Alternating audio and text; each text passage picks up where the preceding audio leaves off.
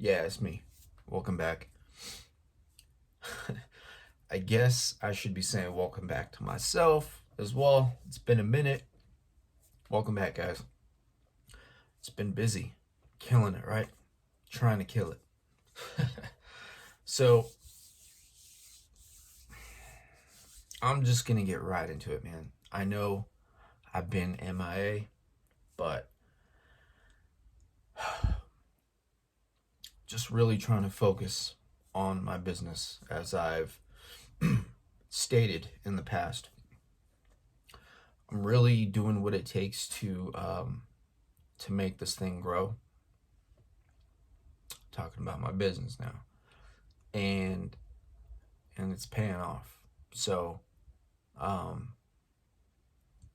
I'm super blessed, man. I'm super thankful where I'm at. I apologize for being MIA. I know when I first started this channel,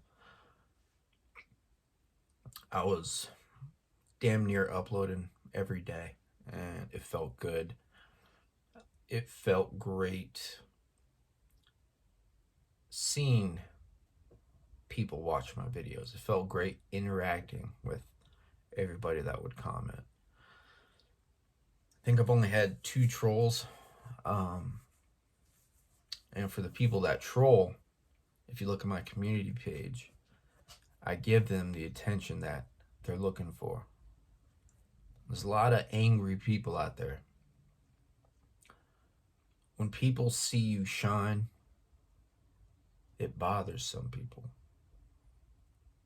When people know that you're doing everything in your power to turn your life around,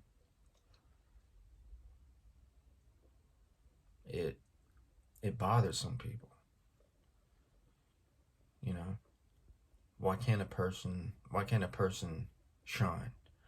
Why can't a person thrive to be better? Why are the people out there that just hate? They hate seeing people want to better themselves. They hate seeing people shine. So, if you ever troll on my page, I'll give you a shout out. Might not be the shout out you're looking for, but I show you some love from the bottom of my heart. So I just want you to know that. And at the end of the day, you're giving me a view, right? Might as well hit that like button while you're at it. Start showing some love in your life. Could start there, right? I haven't ran out of stories. I've just been busy, as I've stated. So we're just going to get right into this one. I'm going to take you back to when I was locked up, not in county, when I was in prison. I only had to do 12 months. I hit a level 2 yard. Nothing crazy. Out here in the West, Southwest, there's still politics. Some prison yards are more rough than others, obviously, right? And the higher security threat you are, the worse things, what am I trying to say? The higher the threat you are, chances are you're going to be seeing a lot of crap that you don't want to be seeing. You're going to be experiencing a lot of crazy stuff. And it's in your best interest to stay away from that. Like I said, I was on a level 2 yard, Douglas, Arizona. About 2.5 hours away from my city, from Tucson. Anyway, so this story took place, I'd say, little more than half. I was there probably for about 6-7 months, something like that. So I was already acquainted with the yard. I was acquainted with the politics. It wasn't anything crazy. You still couldn't eat with the other race. Everybody, you should have seen that chow hall. All I could say is One color was here, one color was there, one color was over here. And I got used to that in county, so it wasn't crazy. It was just another day. It's just how things are. And the more time you're in jail, the more time you're in prison, the easier it is to get acquainted with that. So that was an experience, right? So ultimately, what happened was I got talked to for working out with another race. And if you're in prison out here in Arizona, in California, that's a no-no. I mean, from what I've heard from the people I talked to, it's a no-no. But at this yard, it was super chill. People would work out by themselves. People would work out with one of their homies, right? Their homeboy. You'd have certain races sharing a pull-up bar, a dip bar. One person would get their set, the other person would get their set. They're not working out together, but they're just sharing that piece of equipment. When I was working out, or actually, let me take it back. Miceli, he ran with the white race, and I ran with Chicanos because that's what I am. And Miceli and I, we would trade workouts. We design workouts, and we trade them. We share them, and then as soon as the yard would go on, we would work out by ourselves, but we'd be doing those workouts, different workouts, for each of us. So it was dope. It was high intensity workouts, which is kind of like circuit training if you're in the gym. Anyway, as time went on, we got closer. We became real tight, and it was super lax as far as like the politics went. Of course, you'd see ass whippings and other things going on. I'm not going to get into. And as time went on, I got more comfortable. So did Miceli.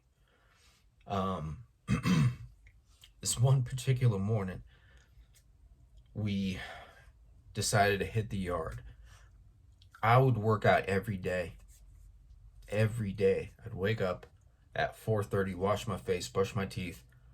We didn't have pre-workout, so I just drank some coffee, the Nestle Classico. That stuff was fire, and it still is. It's the strongest coffee I've ever had, Nestle Classico. Anyway, this one day we have a routine. We'd wake up, drink our coffee. That would be our pre-workout, and then we hit the yard. So yard would open at 5. You have an hour to work out, and then you had to be in the chow hall at least by 6. Otherwise, if you didn't make it, you don't eat. Anyway, so we came up with a new workout. We were pumped, and it was a type of workout where the least rest was possible. It wasn't your standard workout where you do a set of pull-ups and you take a rest for like 2 minutes, walk around, pace around, and then do your set of pull-ups again. These workouts were back to back. It was like UFC training. If you know anything about boxing, UFC, if you've done that training, then HIIT training. It's next level. It's awesome. It's for athletes, CrossFit style. You would do handstands, but you would push your weight up. So upside down push-ups, that's what we called it. There were different things, really crazy stuff. And I love those type of workouts. The people within my race, nobody was doing that. Miceli and I were the only ones doing these type of workouts. We looked like animals out there, but we were getting the craziest pump from these workouts. We were shredded, and I felt good after the workout. You go wash up a few minutes before and then go eat breakfast and start your day. Anyway, this one particular workout, we hit the yard. We were on the yard like at 5:01, and we started working out together.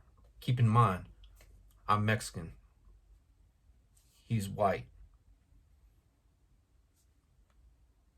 To everybody else, you didn't see that on this yard. I don't even know if it happens on any other yard, but we were working out together. I would do a set, he would do a set. Our rest was like 15, 20 seconds. Workouts back to back to back. And these workouts, all you need is like 20 minutes, 20, 30 minutes because it's so intense. Anyway, we hit the yard. We start working out. And during one of my breaks, we were working out on the basketball court. So during one of my breaks, I see the head of my race at the other end of the yard. And he's just standing there like that. He's just standing there, just watching me. So what I'm doing is I skip my set and I take a walk around the basketball court. Prior to me taking a walk around the basketball court, I tell Miceli, I'm like, I got eyes on me, bro. I'm gonna call this workout. I'm gonna call it. So he kept working up. He acted like nothing. So I just start walking around the basketball court, and I see the head of my race. He's just standing there, just watching me as I'm getting closer. So as soon as I come closer, I'm like, "What's up, bro? How you doing? Good morning." Right? Show him a little respect. I could have smashed this dude. He's a dirtbag. He's locked back up right now. Anyway, I'm like, "What's up, bro? Good morning." He's like, "What are you doing?" I said, "Working out." I was like, "What's up?" He's like, "You working out with white boy?" I'm like, "Yeah." I was like, "The type of workouts that we do, nobody else is doing this." He's like, "You know, you're not supposed to do that, right?" And I was like, "Oh, for real?" Just playing it up, playing it dumb.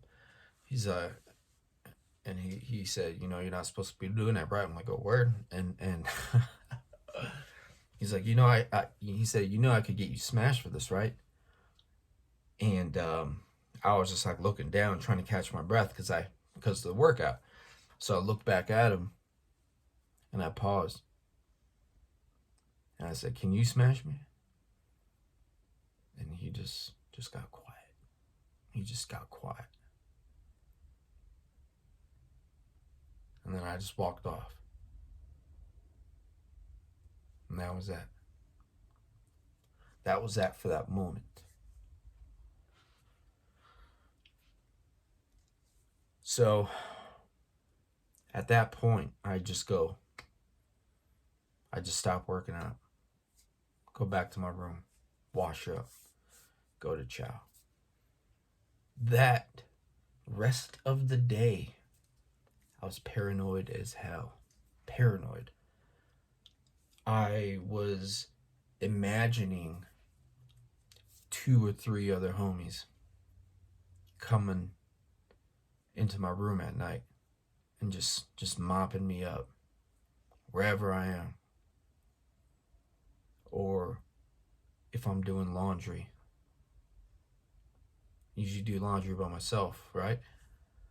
I was imagining a few guys just running in on me and just mopping me up as a DP, as a disciplinarian, as a form of checking. But what I'm thinking happened is he didn't tell anybody because he was supposed to address that situation right there.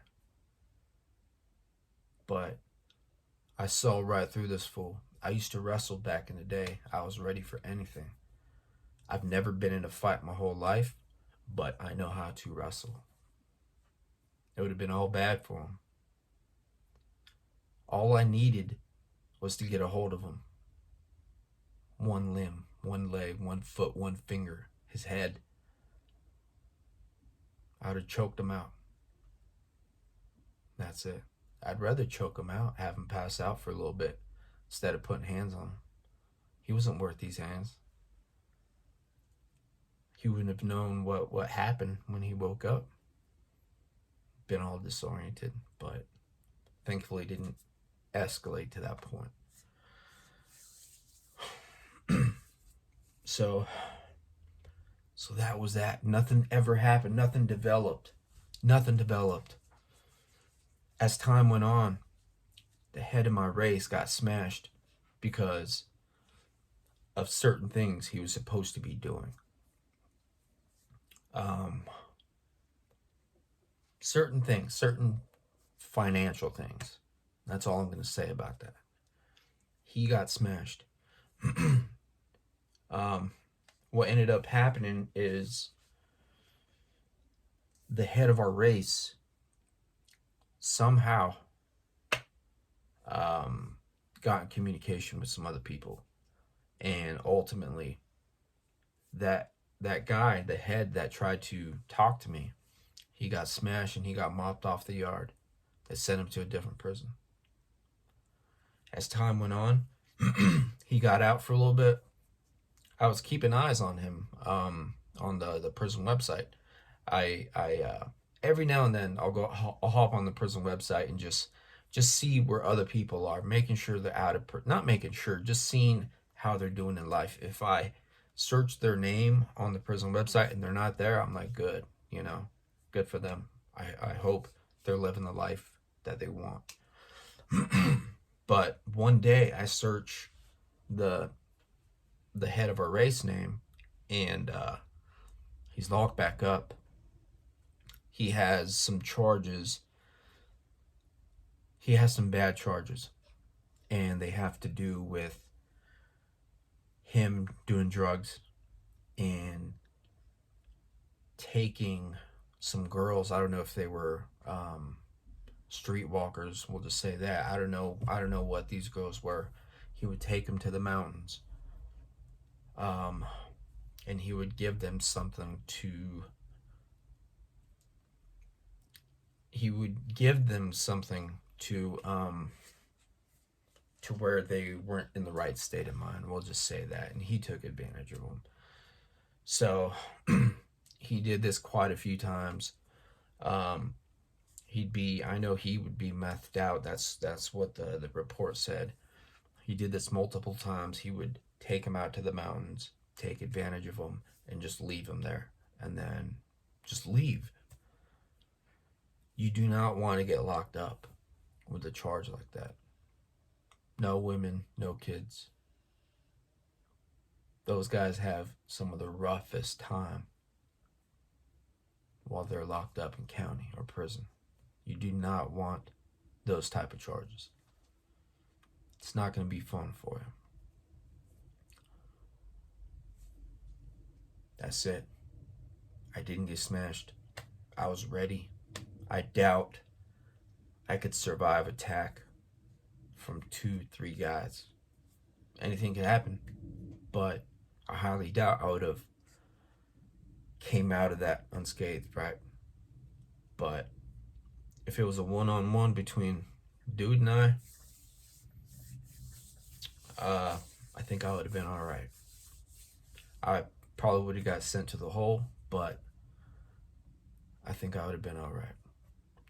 He would have been tied up like a pretzel. We'll just say that. Thanks for listening, guys. See you soon. Peace.